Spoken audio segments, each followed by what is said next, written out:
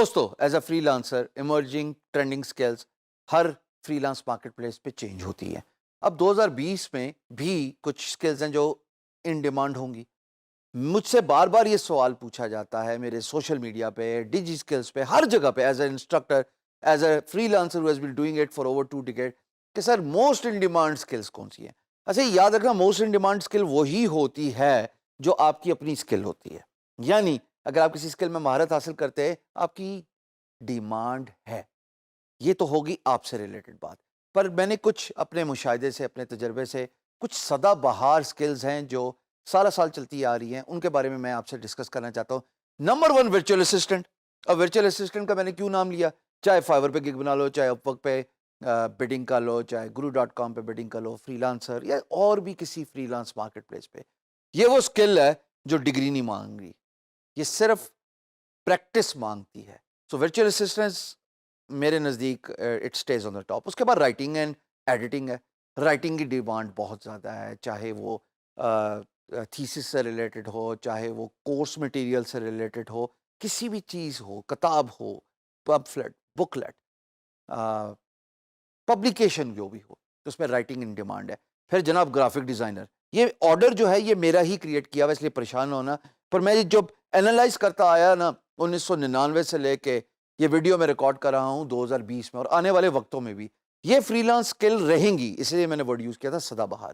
Graphic designer will always be in demand. Spreadsheet, آپ کو کوئی زیادہ راکٹ سائنس نہیں چاہیے, آپ صرف اسپریڈ شیٹ ایکسل کے ساتھ کھیلنا سیکھ جائیں, اس کی کمانڈ سیکھ لیں, اس کے جو ہیں بیسک فنکشن سیکھ جائیں, so you will automatically, macros وغیرہ آپ آٹومیٹکلی ایکسل کر سکتے ہیں.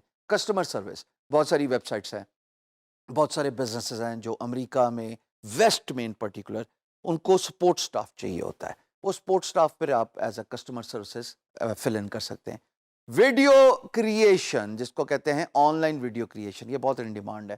کسی کو اپنی ویڈیو ایڈٹ کرنی ہے, کسی کو ویڈیو کریٹ کروانی ہے, whiteboards and so forth. پھر جناب relational databases, self explanatory ہے کہ ڈیٹا بیسز جو ریلیشن ہوتے ہیں ان کی جو پروگرامنگ سکلز ہیں وہ آپ کے اندر ہونی چاہیے. Accounting and book keeping, Digi skills ایک کورس چلا رہا ہے کوئک بکس کا.